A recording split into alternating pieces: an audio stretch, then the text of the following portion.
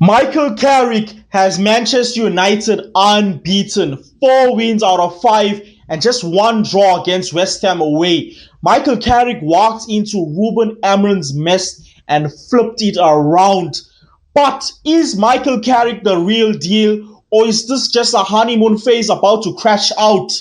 Guys, in today's video, I'm going to break it down, talk to you about Michael Carrick and whether he is the real deal, whether he can make Manchester United the team that it once was. Watch till the end to find out what I really think about Michael Carrick.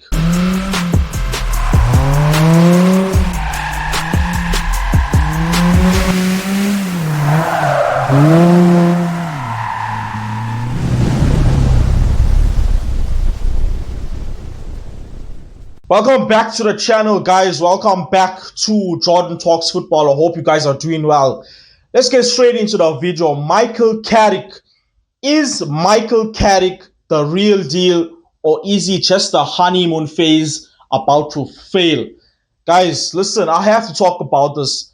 I am extremely impressed with Michael Carrick. Let me make that noted before the end of this video. I am impressed with Michael Carrick. He came in when the club was in a bad position. The feelings were low, the fans were low, everything was a mess. He came in the last minute, he sorted things out, and keep in mind, we was actually going to replace Amorim with Ole Gunnar Solskjaer, but Carrick impressed the board and Ineos so much that they actually decided to not go with Ole and go with Carrick, and this has been a good decision because I believe personally, if we went with Ole, we would have lost multiple games in these 5 games that we have played under Carrick.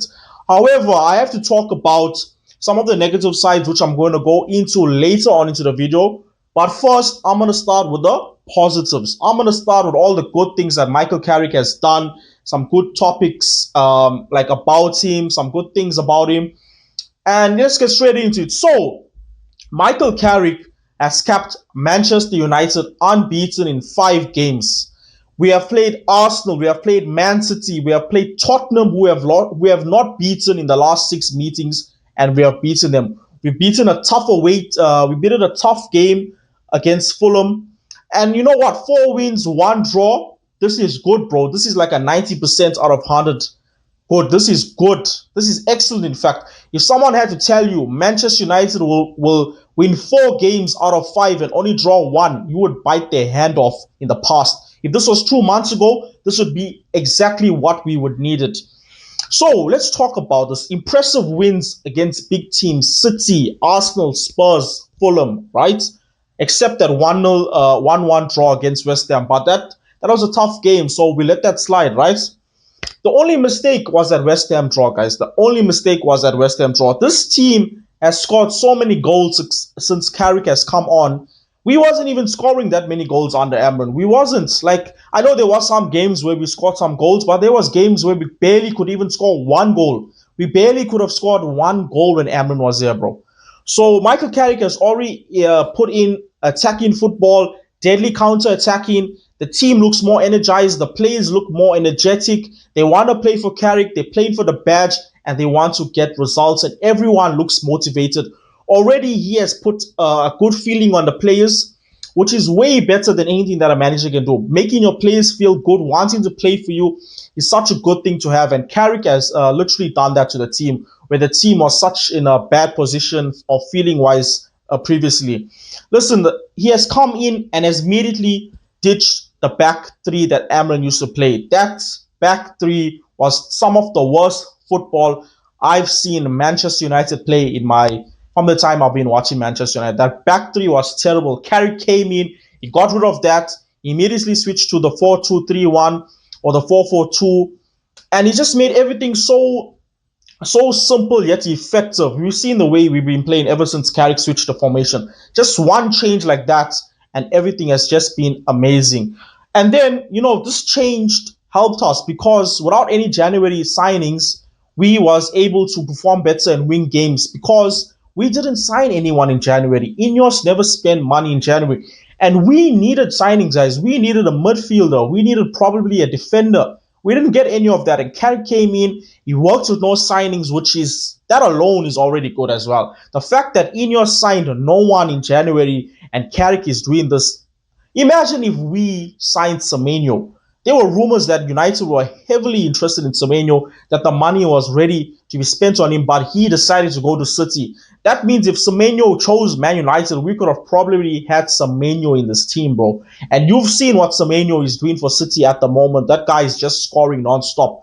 So we could have potentially had Semenyo, but you know what? We didn't get him and we had no signings. But the fact is, with zero signings, we still are doing things that Carrick has not let that affect him in any way. That alone is also good. The players have responded strongly to Carrick. They show him respect. They listen to him, and particularly Kobbie Mainoo. Kobbie Mainoo was thrown away out of the team. He was literally banished from the team by Amron. I believe it was a personal agenda between the two of them. They didn't like each other, and Amron literally sacrificed the midfield of the team because he didn't like Kobbie Mainoo. And to be fair, if I was Kobbie, I wouldn't like Amron as well, because Amron is someone who throws the team under the bus, and he's such a emotionally unbalanced person. Like you see in Amron, he 1 minute he wants to stay at the club, the next minute he wants to leave, and eventually that unbalanced emotions got him sacked. So I could understand why Kobbie was not in a good mood, why he didn't want to play. But ever since Carrick has came in, Kobbie has literally been the key player in the midfield next to Casemiro, and he seems like a brand new player. And this is the Kobbie that we know and love. And like I said, man management by Carrick, 10 out of 10. Just the fact alone, he could get Kobbie out of a bad place and put him directly into the team and have Kobbie playing like that tells you a lot. The rest of the squad as well. The rest of the squad looked better. Lisandro Martinez just came back from a major injury, but he seems to be playing well. Him and Maguire seem to be playing well. The overall team looks more energetic. There was talks that he removed the harsh, intense training post-match, gave the team more rest. He was a bit more calm, composed, the way he spoke to the players. He wasn't emotionally unbalanced like Amron. And this overall just brought a good feeling to Carrington and the training ground. You know, we've seen the training videos. The boys look much happier. And this is all down to Carrick and his coaching staff.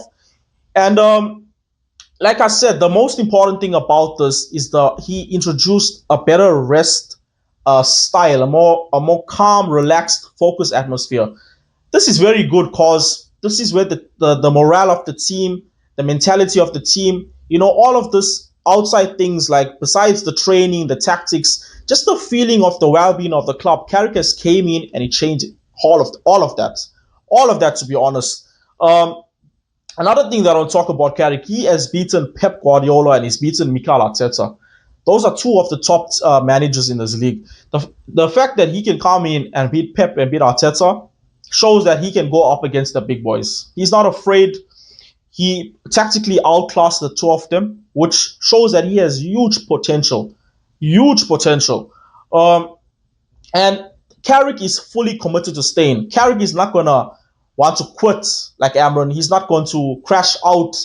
Carrick is a red through and through. He's a Man United legend. He's won Champions League with the club. He's won trophies with the club. He was a captain of the club. So he's fully committed, you know. The only thing that I would say Carrick needs this one thing, and this is Champions League football. In fact, Manchester United as a club need Champions League football. If we do not get Champions League football this season, yeah, that's a major problem. Major problem. However, Carrick's system and the formations and the tactics and the backroom stuff that he has brought, all of that is very good. However, the big problem here is Champions League. Champions League is very important for Manchester United. Another thing that I like about Carrick is that he created a system where the team doesn't rely on individual stars. The team is a fully unified system, and everyone has a part to play, whether you're starting a game, whether you're on the bench. And this is very good. Now, we have to talk about some of the negatives. I don't even want to talk about some of the negatives, but this is the reality, and I have to. So why this could fail, why Carrick could get potentially fired or sacked, or why he may not be given the permanent position. History proves that new managers often don't succeed and this momentum fades quickly. The perfect example of this is Ole Gunnar Solskjaer. Ole Gunnar Solskjaer was, I wouldn't say similar to Carrick, but the results were similar to Carrick.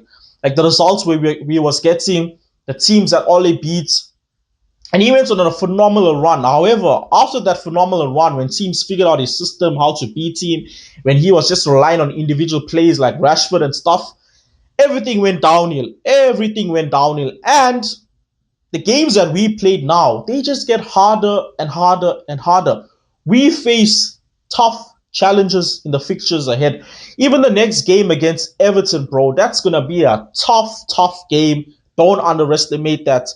And even after that, we got to face Palace. We got to face Newcastle. We got to face Aston Villa, bro. Palace, Newcastle, and Aston Villa. Those are tough games. If we had to lose, like, example, 2 out of those 3 games, everybody's going to lose their mind. Everybody's going to lose their mind. That's the problem like this. A few bad results and everything goes out the window, bro. Everything goes out the window. That's a risk that Carrick has upon himself.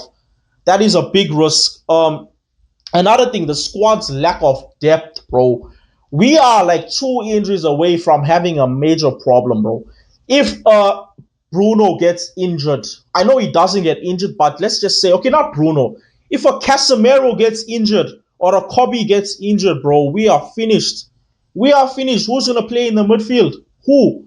Who is going to, honestly, if Casemiro is going to get injured, we know Casemiro is like, he's not young anymore. He gets easily tired. If he had to get injured or just fatigue, who is going to come in and step in and play there? Honestly, I don't. This is where a problem will happen, and this is not Carrick's fault. This is Ineos, the Glazers, the board, Jim Ratcliffe, Omar Barada, Jason Wilcox. These are these guys' problems, because you should have backed the team. In January, we should have made some signings, because we're just like 2 key injuries away from being finished, bro. So this is not 100% Carrick's fault, but this will affect him, and this could have a bad effect on him. And we could struggle against low block teams. If Carrick doesn't adapt and doesn't know how to beat these so-called middle-low teams, bro, that's a big problem. Because like I said, if we had to drop points against a Palace, against a Newcastle, and we just lose or we don't perform well, the fans are going to turn on him. Not all of them, but most of them will turn, because the game that we was losing against West Ham, and Cesco scored in like the last minute, bro, I went online. I saw people saying, look, Carrick's not good. You know, maybe it's not, the permanent position is not his. That's how easily fans change. It could take like just 1 or 2 results for fans' opinion to change on him. So that's a risk on its own, bro. That's another entire risk. And another thing is, Carrick is not experienced. He hasn't managed the big teams. He hasn't been in jobs for long periods of time. We need a manager that is experienced, a big name, can provide consistent title challenges, consistent European qualification. We cannot afford to be in and out of the Champions League. Manchester United is too big of a club to not be in the Champions League for 2 or 3 years, bro. We cannot go down that route. And besides that, we have to be challenging for the Premier League. We can't be finishing 4th, 5th. We got to be second, first, second. We have to be challenging. I don't know if Carrick can offer that us immediately. Maybe in the future, after he gets like another job or something and he does well, wins a couple of trophies, he could. But at the moment, he is labeled as an inexperienced manager, and the chance of failure for him is over 50%. It's over 50%. The chances of Carrick failing is higher than the chance of Carrick succeeding. And this is the harsh reality. I don't want to say this. I want Carrick to succeed, because me personally, I don't know who we're going to get in the summer that could potentially come in and do a good job and be a big name and make us challenge immediately, because a lot of what happens next summer has to do with this season. We got to get Champions League. Who do we sign in the summer? Who's going to be the coach? So there's a lot of external factors that lead us to potentially challenging or getting a European place again. And I don't know if Carrick is experienced and whether he can handle all of this just yet. Like I said, maybe in a future time where he has all of this, he could. But at the moment, no, not for me. And the club have already been there's been rumors that the club are already pursuing a big name manager. Like, the only chance that Carrick has to give him a better chance of getting the permanent position is Champions League. So I'm not going to say whether I want Carrick in or I want Carrick out. I'm going to wait till end of the season. I'm going to wait till end of the season and then I'm going to have my final say. I'm going to have my final say then. But if Carrick gets us Champions League football, just know I'm going to be very much Carrick in for permanent position. That's it. So, guys, this has been the topic for the day. Let me know what you think. Should Michael Carrick get the permanent position? What are your requirements for that? Or do you completely disagree? Carrick is just an interim. We need a big name in the summer. Guys, please like, subscribe, and comment. This has been Jordan Talks Football. I shall see you in the next video. Peace.